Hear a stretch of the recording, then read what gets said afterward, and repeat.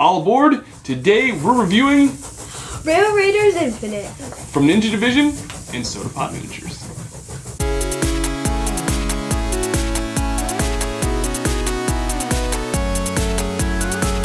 So Rail Raiders Infinite is a miniatures board game where you are robbing a train in the future. You are battling Lawbots, they're robotic, and you are trying to get as much loot as you can before the train comes to a stop. Let's give you an overview of what the game is like, and then we'll give you our final thoughts. Alright, so this is the basic setup for Rail Raiders Infinite. The way you start out is you set up your train, which has the caboose and the locomotive, and then you have, for a 2-player game, you have 4 cars in the middle. For a 3-player game, you have 5. For a 4-player game, you have 6 cars, and they're all face down. You shuffle them up and you just kind of put 4 in the middle there, or however many for the players that you have. You set up your high noon deck, and your high noon deck is like the timer for the game. It determines when the locomotive gets to where it's supposed to be. Once this is done, the game is over, and the players count up how much loot they have, and then the person with the most loot wins. The players also pick a character or a robber. In this case, player 1 has the kid, player 2 has Josie Oakley. They both have some sort of ability. So you get those robber cards plus a hand rank card. The hand rank card also has some notes on the back regarding Lawbots. So every player can start out on the caboose. Anytime you start your turn on the caboose, you can choose not to draw a high noon card, and you can put a token, a loot token, on the front car from the locomotive on the train if you want to kind of give more incentive to pull players, up towards the train. Or you can try to start in the train somewhere along there. You just have to roll the appropriate rank in order to start a little bit higher on the train, but if you fail to do so, you start off of the train, and it kind of wastes a move for you. Every player has 3 actions that they can take. You can take any action twice, but you can't take the same action 3 times. You can either loot, you can have a showdown, or you can move. So in this case, what we'll do is I'll just give you a little kind of snippet of how the game kind of works. So there are 3 types of bad guys in this game. There are deputies, sheriffs, and marshals. If you have a sheriff with your squad in a car, then you get 1 reroll for the bad guys. If you have a marshal in with your pool, then you've got a 2nd reroll. So it kind of makes them harder to defeat. Let me just give you an example of how a turn kind of works. Let's just say that the first player's turn is the kid. He's going to start out. He's not going to try to advance up on the train to start out with. He's going to start on the caboose. He says when you start here, you can just kind of read the little ability up here. When you start here, you do not have to draw a high noon card, and you may add a loot token to the car that is adjacent to the locomotive, even if it is face down. So I'm going to do that. I'm going to start out my turn there. I'm going to add a loot token right there. My first action is going to be to move, and whenever you move into a face down car, you flip it over like that. So that is 1 action. It shows me here that it says this shows me how many long arm of the law cards to draw, and how many loot tokens to put on this car. So there's 3. So we're going to put 3 loot tokens right there. Sleeper, it says when this card is turned face up, put 1 loot token on the car adjacent to this one towards the locomotive. So that would be this car right here. We're going to put a loot token right on that one. So now we draw 2 long arm of the law cards. It says reinforcement, put 2 deputies on the car. We're going to put 2 deputies right here. And then we're going to draw another one. It says lucky, put 1 deputy on the car. Grit Lawbots on this car may reroll up to 2 dice in fights. So we're going to put another deputy right there, and we're also going to put this grit card right there, so then we know that they get a reroll. That's a one-time use, so once they reroll up to 2 dice, it just kind of goes away in the next fight. So that was my first action. My second action, I can either fight or I can move. I can't loot because there are Lawbots on this card. Basically, the card has to be free of any kind of Lawbots in order for me to loot it. So let's just say we're gonna fight this, fight these Lawbots. So in that case, you would roll your 5 dice, and you would try to make the best hand that you can. So in this case, I have a pair of kings, and then player 2 would roll for the Lawbots. So they would roll, and they have a pair of, they have 3 jacks. So their 3 jacks would, oh, and then they also get to reroll, so let's reroll these 2. So it's still ace and a king. This goes away because they rerolled the 2 dice. They beat my 2 kings. Oh, I'm sorry, but wait a minute. I forgot that I had, the king has an ability where I may reroll 1 die in showdowns. So let's just reroll this 9. Yeah, no, didn't get it. Didn't help. So in that case, I would lose the showdown with the Lawbots. I would then get pushed to an adjacent car of player 2's choice, since they were rolling for the Lawbots, so more than likely they're just going to push me back. So that was my second action, was the showdown. My third action can be just to move back up if I want. And now it is player 2's turn. They are going to start in the caboose right there, and they've decided they are going to draw a High Noon card. And basically you draw one, and it says, this is a robbery. Look at 1 additional loot card for the first loot token you score this turn. So we're going to just leave that right there, so it's a reminder. If we loot this turn, then it will come into play.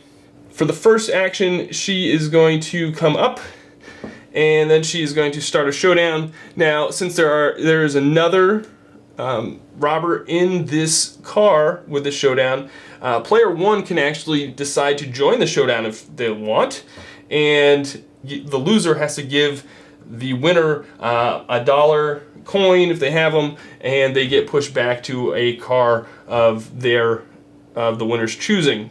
So let's just say, for instance, in this situation, that this player 2 wanted to start a showdown. She rolled 5 of a kind, which is the best hand. She's going to take out one of these Lawbots. She'll gain a coin. Let's say player 2 was also involved in this showdown, but lost. It had like 3 of a kind or something.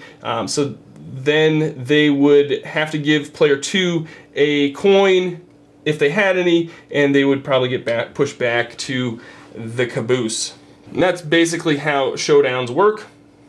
Let me show you how loot tokens work. Say the car is empty of any Lawbots, then you can use an action to loot the car, and you would flip it over, and you would score that many loot cards. So this one has 1, and we just put it back in the loot pile. It says, holding out on me, you score $1. If you won a fight this turn before searching, score an additional $1. At the start of every turn, you're going to draw a High Noon card, and then once this High Noon card is all run out, that is when the game ends. You're going to come up and you're going to flip over cars, loot them, shoot the Lawbots, and then the person with the most loot, once the train gets to its destination, is the winner. So let's give you our final thoughts. So that kind of gives you an idea of how Rail Raiders Infinite works, how the game plays out. Let's get our final thoughts. Sydney, do you want to go first, or would you like me to go first? You can go first. All right. So let me tell you that I am usually a fan of Soda Pop Miniatures and Ninja Division. I like their aesthetic for their games. I was really having high hopes for this game.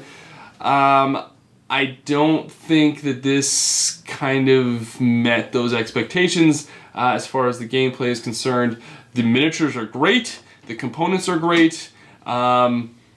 There were some issues with the dice not being fully colored in, but that's That's okay. Yeah, that was just not. It's not that the big of a best deal. thing. It's We actually bad. have a Kickstarter copy of the game, so we have a whole bunch of extra stuff with it. So I'm guessing that most of the dice that come with the retail version of this game are probably going to be fine. Like I said, the miniatures are great. The components are great. So for the gameplay, I will tell you that I played this with 4 people. I want to give them a shout out. I want to thank Desiree, Eric, Ricky, and Casey for doing a playthrough of this with 4 players. So that kind of gave me an idea of how it plays out with more players rather than just the 2 players that usually we play a game with. I'm going to say that the 4-player game did not go over well. It really lasted a long time. We ran out of law bots. It really didn't win the folks over that played it, which was unfortunate because I was really hoping that they were going to enjoy it. I've demoed other games and playtested other games the previous years at this convention, especially with Ricky and Casey, and I was really excited to get this in front of them and show them this game. Unfortunately, they weren't all that excited about it, which is fine. I know that not every game is going to appeal to every single player, but this one really, for 4 players, even I was like, this is kind of taking too long. It just, the limited action selection was just not great. Playing it with Sydney a few days later by ourselves, I will say that the 2-player game was much better. It did go a little faster. We didn't run out of law bots, and it was a little more enjoyable than playing it with 4 players. So if you're looking for a 2-player game, I don't know. I think for this type of game, it's got a high price tag. I think there are some better games out there that are better 2-player games. But if you like miniatures and you like these style miniatures, this is hands down. This is some great product in the box. Just the gameplay isn't quite. The gameplay doesn't quite match the quality of the components, I guess is what I'm trying to get at. Now, Sydney, you got to play this with me as a 2-player game. What did you think of the game? I liked it. Yeah, which surprised me a little bit. What did you really like about the game? You thought it was easy to pick up, right? Thought it was easy to play. I just liked it. You just liked it? Do you think that if you played it with some of your friends, they would enjoy it as well? It depends on who I'm playing with. Yeah. I feel like some people I know wouldn't really like it as much. Right. But then some other people would like it a lot more. Okay. Now, the way that the dice mechanics work with you rolling, trying to get a better, quote-unquote, poker hand, that was a little confusing for you, right? Like, trying to figure out what kind of hand you had, like, what rank you had, like an ace. Yeah, like, that was a little bit confusing, but once I sort of once the reference card helped a little bit. Right. So And you've played Yahtzee before, so Yeah. it was kind of similar to So that. once I sort of got used to it a little bit more, it was easier to figure out what I had. Right. Okay. I don't really know what demographic it kind of fits in. I guess maybe you're 11, 12. Those type of kids might enjoy this game. It seems to play a little bit better with 2-player than it does with 4-player. 4-player just seemed to last really, really a long time. What about 3-player? Yeah, probably a 3-player we didn't play it with a 3-player, but I'm thinking a 3-player would be a little bit better than a 4-player. Yeah, I'm gonna say if you're into this type of genre of game, check it out. If you're looking for something that is, what's the word I'm looking for? If you're looking for a really deep strategy game, this is not it. This is just kind of fun. Just kind of go forward, fight the law bots, get to the front of the train and grab. Yeah, try to grab as much loot as possible, and That's- you're kind of, there's a little bit of... Destroy all Lawbots in the way of getting your treasure. Yeah, trying to kind of stick it to the other players too a little bit. For what it is, it's not a horrible game, but it's probably not one of our top tier games that we have in our collection. I like it. I know, and that's fine. I'm glad that you do. I'm glad that we have a game that you enjoy. So that's going to be our review for Rail Raiders Infinite. I hope you enjoyed it. If you like this video, please give us a thumbs up. If you haven't subscribed to the channel, please consider subscribing. And that's going to do it for us here at Victory Condition Gaming. My name is Doug. And I'm Sydney. And we're Victory Condition Gaming because... winning shouldn't be the only victory condition when you get to the table. That's right. We'll see you on the next video, folks. Thanks for watching. Bye.